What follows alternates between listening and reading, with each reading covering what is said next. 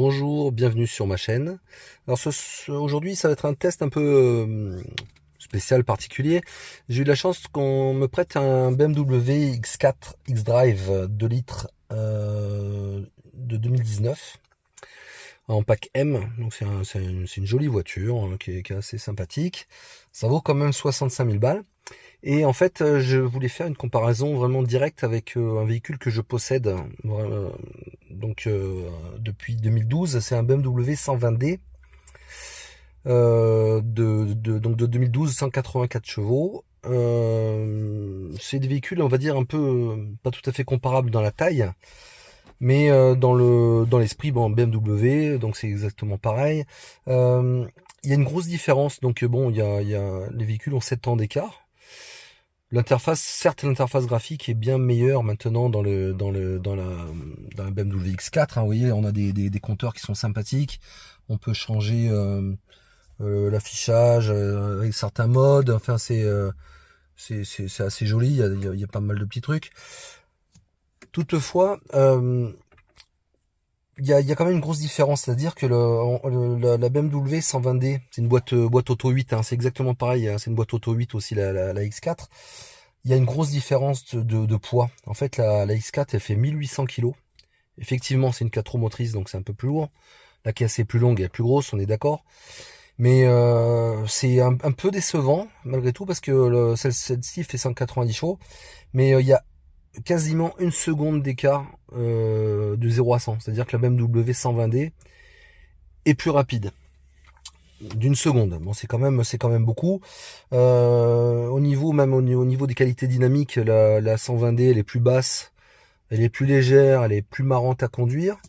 La X4, c'est vrai que c'est un 4x4, donc dans les conditions particulières, on va dire la neige, des mauvaises adhérences, je pense que la X4 est meilleure. Mais voilà, c'était un petit peu décevant, surtout alors concernant le tarif, hein, ça vaut 65 000 balles quand même, hein, dans cette finition pack M là, X-Drive 2 litres. C'est quasiment, je trouve ça vraiment abusé quoi au niveau prix. La finition est bonne. Ouais, il y a des trucs, c'est joli, voilà. Par contre, il y a quand même quelques petits trucs. Je sais pas si on voit très bien. Il y a certaines qualités de plastique qui sont un peu moyennes. Bon, bah ça c'est pas encore très grave. Moi, ce que je voulais faire, par contre, c'était, je voulais surtout vous montrer l'interface utilisateur, l'OS, qui est, je vais vous le dire franchement, vraiment décevant. Je vais vous dire pourquoi décevant. Déjà, d'un premier truc, c'est que bon, déjà c'est buggé. Il y a eu pas mal, par exemple la navigation. Voilà, ici là. La navigation, ben là il a carrément bugué le GPS là depuis ce matin, il y a rien qui marche. C'est-à-dire que là on se retrouve en Afrique. Il veut pas se connecter. Il y a pas mal de petits bugs. Alors le plus emmerdant, c'est que sur ce modèle-là, il y a Apple CarPlay qui est sans fil. Quand on arrive à se connecter, ça marche, on va dire plutôt bien. Mais en fait le problème c'est que ça se déconnecte, c'est-à-dire qu'à chaque redémarrage, enfin pas à chaque, on va dire un redémarrage sur 3-4, ça déconne. Et là c'est un véhicule que j'ai fait 800 km avec. Ça a été un enfer pour se reconnecter à chaque fois, tous les jours. Il a fallu se reconnecter, désactiver l'iPhone. C'est un iPhone 13, hein, donc c'est un iPhone très récent. Ça marche pas. Très décevant, c'est qu'il n'y a pas d'Android Auto. Vous vous rendez compte, même pas filaire. Donc c'est quand même catastrophique. Il y a un MirrorLink, donc on peut se brancher là donc là-dedans il y a un port USB data. On peut faire un MirrorLink, sauf que le MirrorLink, moi je voulais utiliser Waze, mais le MirrorLink on peut pas l'utiliser en roulant, donc ça ne sert absolument à rien. Donc franchement c'est complètement buggé. Oui, aussi concernant les applications BMW, bon c'est vraiment ça fait vraiment pitié quoi. Il y a météo, bon là en plus ça marche pas, ça déconne. Les mises à jour du véhicule, on est obligé de le faire par USB. On peut pas le faire en OTA, on the air, comme maintenant quasiment tous les véhicules. On est vraiment dans le passé avec cette interface. C'est très compliqué, c'est fouillis, c'est pas pratique. Moi, le seul truc que j'aime bien, qui est comme sur la BMW 120D, c'est vrai que cette molette, moi j'aime bien. Donc C'est tactile, on est d'accord, on est tactile, mais en fait c'est quand même plus pratique d'utiliser cette molette. Moi cette molette j'aime bien. D'ailleurs dans les choses qui sont bien sur cette voiture, hein, d'ailleurs comme sur sur la 120, c'est les palettes au volant, c'est le levier de vitesse là qui est vraiment top. C'est-à-dire que on peut être en drive, en automatique, par contre on peut se mettre on décale à gauche et après on peut monter les vitesses, monter, descendre les vitesses, soit à la palette, soit au levier. Et ça c'est franchement, ça c'est vraiment bien. Voilà, il y a des trucs qui sont bien, la voiture est agréable à conduire, mais voilà, le système multimédia est vraiment très très mauvais. Alors notre bug très embêtant aussi, donc moi j'ai un Samsung S22 Android et ma femme a un Apple iPhone 13. La charge par induction ne fonctionne pas, ça déconne directement, avec ou sans coque, hein, je vous rassure, il n'y a rien qui fonctionne. Donc c'est un véhicule qui n'est pas abouti. Je veux dire, franchement pour 65 000 euros c'est vraiment largement déconné. Ah oui, pendant qu'on était dans les performances, consommation, j'ai oublié de vous dire un petit mot. Là on est passé de ma BM, je suis à moins de 6 litres pour les performances meilleures, et là à 8 litres. Donc ça aussi ça fait quand même aussi une grosse différence. Alors concernant les aides à la conduite, il y a du bon et du moins bon. Dans le bon, moi j'ai bien aimé le régulateur adaptatif qui marche quasiment à zéro, c'est-à-dire que de l'arrêt quasiment total. Il y a juste quand on reste vraiment dans les embouteillages plus de 2 secondes, on est obligé de remettre une petite pichenette sur la pédale d'accélérateur. Ça repart bien. Le maintien en ligne n'est pas mauvais sur l'autoroute, on va dire. Il n'y a pas trop d'effet de ping-pong. C'est assez, on va dire, assez naturel. Et ce qui est bien aussi quand même sur ce véhicule, on peut affiner les réglages. On peut mettre plus ou moins fort. On peut carrément désactiver beaucoup d'aide à la ligne, de vibrations. Bon, ça c'est bien, mais c'est quand même pas au niveau d'une Tesla, hein, forcément. Même d'une Volkswagen. C'est un peu, ouais, on est un petit peu en dessous quand même.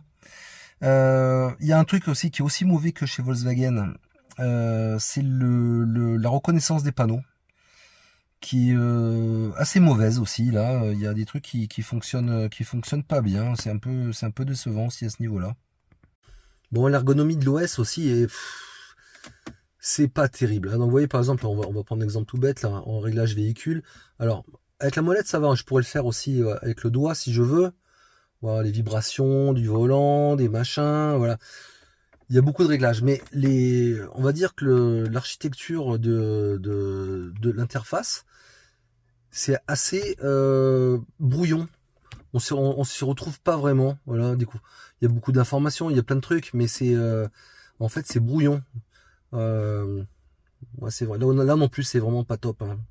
Oui, concernant le Connect Drive, donc j'ai téléchargé mon application BMW, je sais plus comment ça s'appelle, BMW, ouais, Connect Drive. Mais en fait, j'ai pas réussi à me connecter, ça marche pas, ça bug. Donc peut-être sur les dernières, parce que c'est un véhicule de 2019, j'espère qu'ils ont quand même fait une mise à jour digne de ce nom. Mais pour l'instant, voilà, même là, à distance, ça fonctionne pas, c'est vraiment pas bon. Alors voici le mode, on va dire, l'ambiance de nuit, ce que ça donne. Voilà, donc c'est assez sympathique. L'éclairage qui est bon, automatique aussi d'ailleurs, hein, avec basculement automatique, feu de route, feu de croisement. L'ambiance générale, voilà, c'est assez joli. Donc là c'est le conducteur en mode confort, assez traditionnel. On a un mode sport. Voilà, c'est un peu plus joli. On a la vitesse un peu plus gros à gauche et les passages des vitesses sport à droite. Là, je peux pas le faire. Je voulais vous montrer parce que là on peut changer. Là où il y a le P, il y a un mode sport. On peut mettre les vitesses manuelles et on voit les vitesses. Il vous suggère aussi le changement de passage de vitesse. Il y a un truc, je sais pas si on voit bien. Alors, il y a un affichage tête haute. Voilà, tiens, on le voit bien là. Il est assez bien fait, ça marche plutôt bien. de jour comme de nuit d'ailleurs, c'est sympathique. Et alors on va basculer sur, voilà, et là donc le mode sport, vous le voyez bien en gros, le mode confort, vous voyez bien la différence ici là, et le mode éco. Donc le mode éco, il faut essayer de jouer avec la petite aiguille à droite du compteur. On a quand même beaucoup moins de puissance et ouais, c'est assez, il y a pareil, c'est un peu comme sur la Renault, il vous donne un peu votre score à la fin, savoir ce que vous avez économisé, voilà, c'est assez sympa. Voilà. Ah oui, j'ai oublié de vous parler du son. Le moteur là est en route, j'ai désactivé le start and stop. Comme vous pouvez, le bruit est très bien filtré. J'ai très peu de vibrations dans le volant. C'est nettement mieux que la BM 120D de 2012. Hein. Là, ça fait un peu tracteur, c'est vrai à côté là. Mais par contre, on n'est pas en électrique.